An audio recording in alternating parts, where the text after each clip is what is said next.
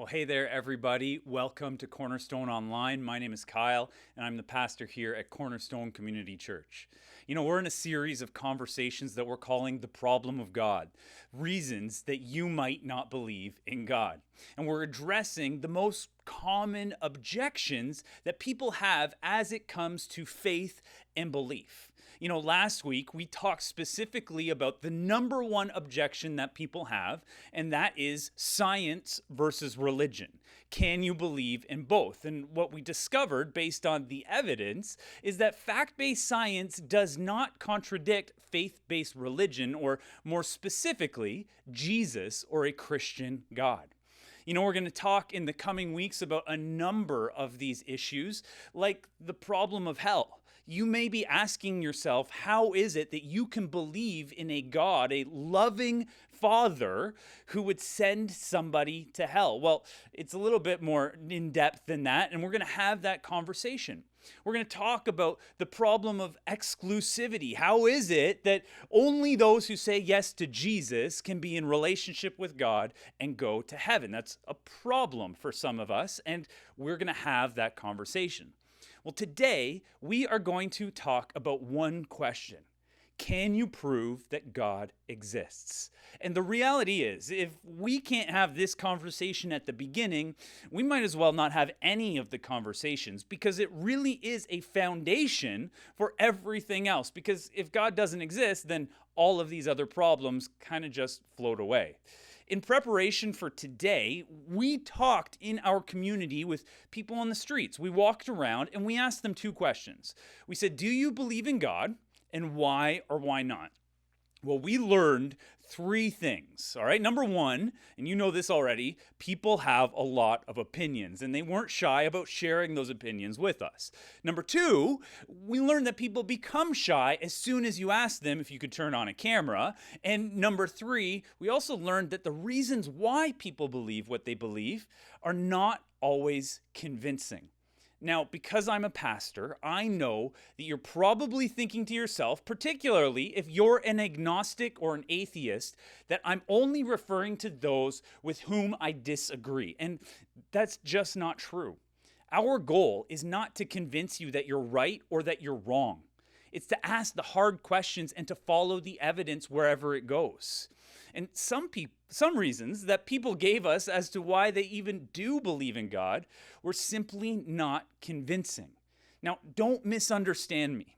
I believe them, and I believe that they're not making this stuff up when they say, I believe in God because I've seen the power of prayer. But it's just not a convincing argument and statement that can be objectively argued.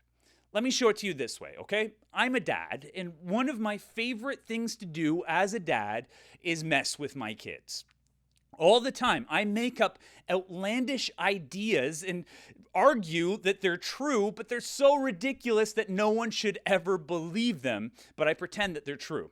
All right, very recently, I tried to convince my 6-year-old son that every watermelon was blue inside until you cut it open and then it turns red, right? Like, I had him going for a little bit, but don't worry. I told him the truth afterwards because my wife heard me teasing my son, and she told him that I have to tell him the truth, right? But that's a straw man argument. It's the worst line of reasoning based on no evidence at all. And it says, since you can't prove me wrong that it's blue inside until you open it up, then it must be true. But you and I both know that that's not how it works. Instead, as we address this question of the problem of God's existence, we want to construct what are called steelman arguments. We actually want to look at what is considered to be the best arguments, both for and against the existence of God, and see where the evidence leads. Because, as I think you'll see, the evidence suggests that it's more rational to believe that God exists than to believe that he does not. Now, you need to know that these are not my opinions. I mean, I agree with the evidence that it's more rational to believe that God exists, but none of these arguments are really mine. At least not in the sense that I imagined them up or created them or learned them in Sunday school. And you need to know that, because we're not talking about my opinions. Like, we're building steel man arguments, not straw man arguments that fall apart because they are my subjective thoughts and feelings without evidence. No, we are going to evaluate the arguments of the top philosophers and scientists that speak to this issue. Can you prove the existence of God? And we're going to see where the evidence leads. Now, there's a philosopher named Alvin Plantinga, who many consider to be one of the greatest living philosophers. And he says that there are 24 or so philosophical arguments for the existence of God. And for the sake of time, we're going to focus on two categories that the philosopher Immanuel Kant calls the moral law within and the starry hosts above. In other words, we'll consider anthropology and cosmology, people and the stars. All right, so first, let's address the evidence that comes from people, the evidence of morality, or of the soul, as Kant put it. C.S. Lewis was an Oxford professor and atheist turned Christian, and he explains why he began to believe in the existence of God in the first place. And he said it's because of the existence of morality. Now, in his book, Mere Christianity, he speaks about the experience of hearing people argue with one another about fairness. He says this: people say things like that every day. They're arguing for fairness. Educated people as well as uneducated, and children as well as grown-ups. Now, what interests me about all these remarks is that the man who makes them is not merely saying that the other man's behavior does not happen to please him. He is appealing to some kind of standard of behavior which he expects the other man to know about. It looks, in fact, very much as if both parties had in mind some kind of law or rule of fair play or decent behavior or morality or whatever you like to call it, about which they really agreed.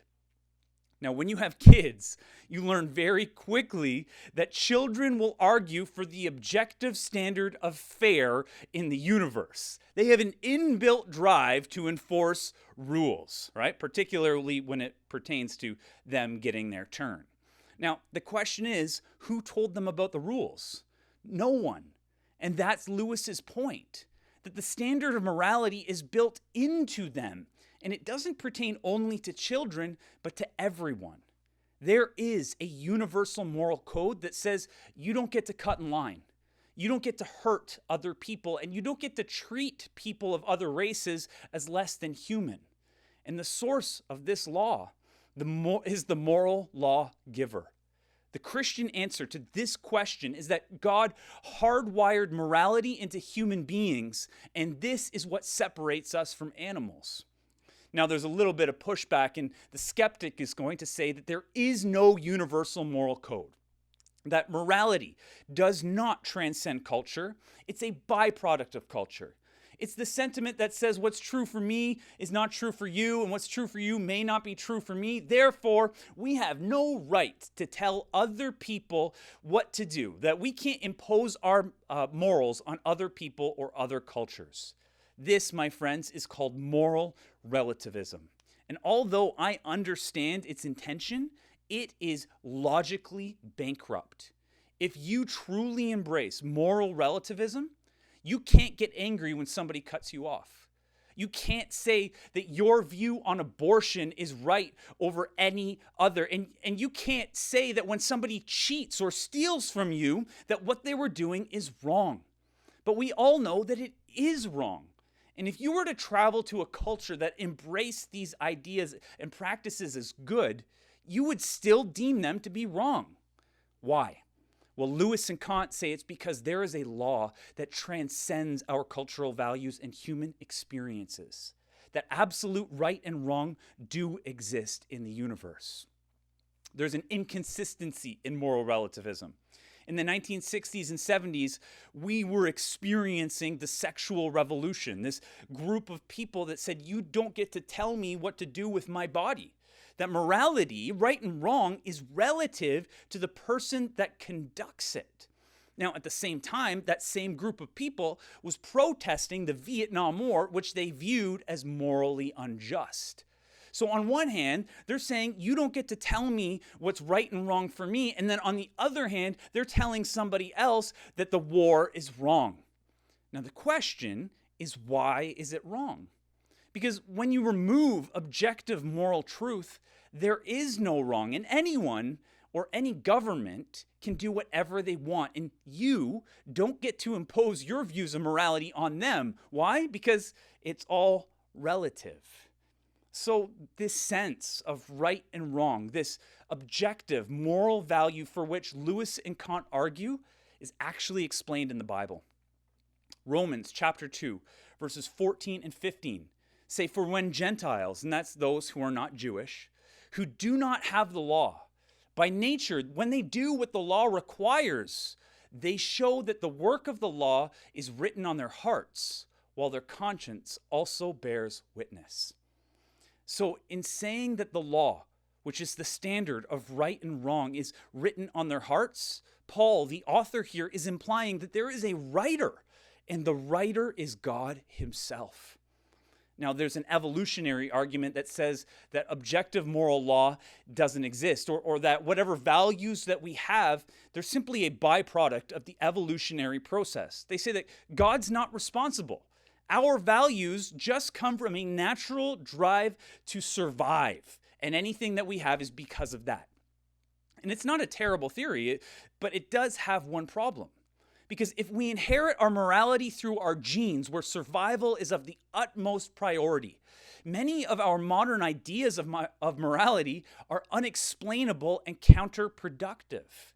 Just, for example, the idea of anyone risking their lives to save someone else should be considered reckless and not heroic. Yet, when we see firefighters running into a burning building to save a child that may die, we call them heroes.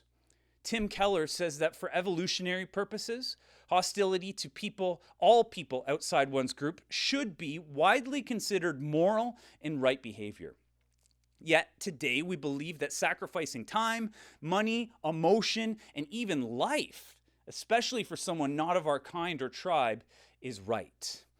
Now, even though this evolutionary argument falls short, if we pursue it to its completion, we would find terrifying results. Essentially, it argues for the elimination of lesser races. And Darwin himself argued that there are unfavored races. For example, he said that the mentally challenged should not be allowed to marry or reproduce because they will hinder our progress as a species. He writes this, that man scans with scrupulous care the character and pedigree of his horses, cattle, and dogs before he matches them. But when it comes to his own marriage, he rarely or never takes any such care. Both sexes ought to refrain from marriage if they are in any marked degree inferior in body or mind. This idea is considered to be depraved today, but actually held a lot of influence and water during the time between the two world wars among the intellectually elite. And Hitler took Darwinism to its natural conclusion. In his book, Mein Kampf, he writes that if nature does not wish that weaker individuals should mate with the stronger, she wishes even less that a superior race should intermingle with an inferior one. Because in such cases, all her efforts throughout hundreds of thousands of years to establish an evolutionary higher stage of being may thus be rendered futile. He who does not wish to fight in this world, where permanent struggle is the law of life, has not the right to exist. So why does this sound so disgusting? Why don't we take naturalism to its end just like these other thinkers have? And why don't we cherry pick the parts of it that we like and just throw out the rest that we don't? Listen, the fact that we are disgusted by sexism, racism, bigotry, and unfair treatment of vulnerable people says that those convictions came from somewhere because they are not natural. Naturalism says that your survival is the only thing that matters. But my friend, your objection to the immoral and your tendency to sacrifice, even when it does not benefit you personally, says what Romans 2 says, that the heart of God has been stitched into your being. It's more rational to believe that God exists than to believe that he does not. Let's look at the evidence of cosmology, or as Kant put it, the starry hosts above. You know, there's this concept in science that's been around since the days of Aquinas and Plato and Aristotle, and it's the principle of contingency. It says that if something begins to exist, its existence is dependent on something outside of it that pre-existed it, causing it to come into being. Essentially, it's saying that there is a cause and effect. If you exist, if something begins, it must have been caused by something. You're here today not because you're an accident, but because of a cause and effect process that your parents participated in at some point in the past when they dimmed the lights. All right? Everything that begins to exist has a cause. And on this, scientists and philosophers, atheists and theists agree. So, what is the non-contingent, eternal, infinite, uncaused thing that has always existed? Well, for centuries, atheists and agnostics said that you don't need God because that thing that always existed was the universe itself. And for centuries, Christianity had a very hard time answering this argument because that is where the evidence was pointing. That is, however, until 1929. When a scientist named Edwin Hubble made what some have called the greatest scientific discovery of the 20th century. He discovered that the universe began to exist. Through his telescope, he was able to look deeper into space than anyone before him, and he observed that galaxies were moving rapidly away from one another, and the universe itself was expanding.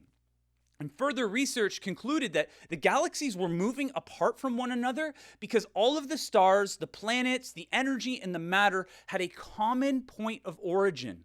When all the mass in the universe was compressed smaller than a single atom, and the universe came into being with a single cosmic explosion. It's called the Big Bang. Now, according to this theory, which is accepted in all fields of science, all space, all matter, all energy, and even time itself began to exist at a point in the past. Now, in addition to the Big Bang, the second law of thermodynamics tells us that the energy in the universe is decreasing. All right, that means that if the universe is eternal, like a battery on a flashlight, it would have already run out of energy. So the idea that the universe has a beginning does not stand in opposition or contradiction to the Christian faith in the existence of God, but it did pose a problem to the scientific community. J.M. Wersinger, an associate professor of physics at Auburn University, says this. He says it seemed to give into the Judeo-Christian idea of a beginning of the world, and it also seemed to have a call for an act of supernatural creation. It took time, observational evidence, and careful verification of predictions made by the Big Bang model to convince a scientific community to accept the idea of a cosmic genesis, a successful model that imposed itself on a reluctant scientific community. So the universe had a beginning. And what contingency says is that if something has a beginning, it has a cause. So what caused it? What was the infinite pre-existing cause that gave birth to the universe? The most rational explanation is that the cause must have been mind and not matter because matter began. What caused the Big Bang? Something immaterial that transcends the universe. That's where the evidence points, and that's what Christians have been saying all along. There's an astrophysicist named Robert Jastrow, and he says, now we see how the astronomical evidence leads to a biblical view of the origin of the world. The details differ, but the essential elements in the astronomical and biblical accounts of Genesis are the same.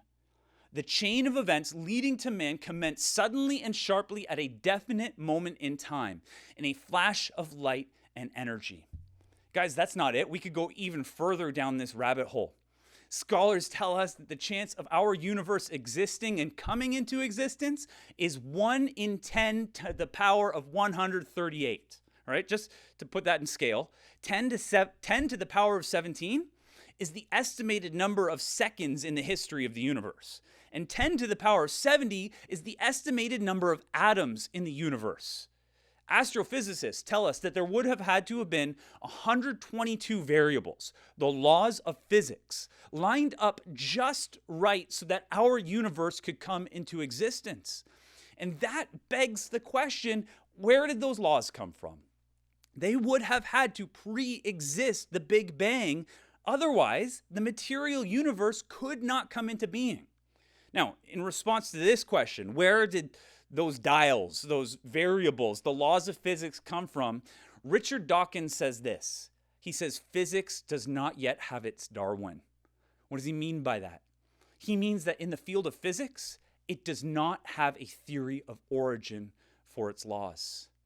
I believe that in response to the question of origin, the Christian or the theist, not the atheist, has a more rational explanation based upon philosophical and scientific evidence.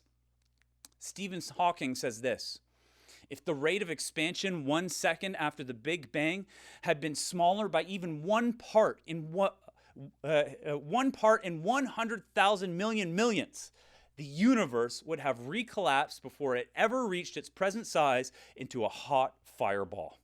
The odds of a universe like ours emerging out of something like the Big Bang are enormous. And then he says this: I think there are religious implications. Hawking isn't willing to leave this to chance, and neither should you. So here's what I want you to do. Question your questions and doubt your doubts. Because we don't get to pick what's true based on our feelings. We need to determine that by the evidence. And it seems to me that the more rational reason is to believe that God exists than to believe that he does not, based on the evidence. So if you're an agnostic or an atheist, I want you to tell me why, with evidence. Because the stakes of getting this one right may just determine the way that we live the rest of our lives. Jesus, we love you. Well, those of us who have said yes to you, we love you. And I know that there are some of us here today who are simply asking questions. And so I believe that you are truth. And I ask that you would reveal truth to every single one of us as we look for it here in the world and discuss and evaluate and doubt our doubts and question our questions about the reasons that we might not believe. Let us all come to truth, and I pray that we would meet together the real Jesus. Amen.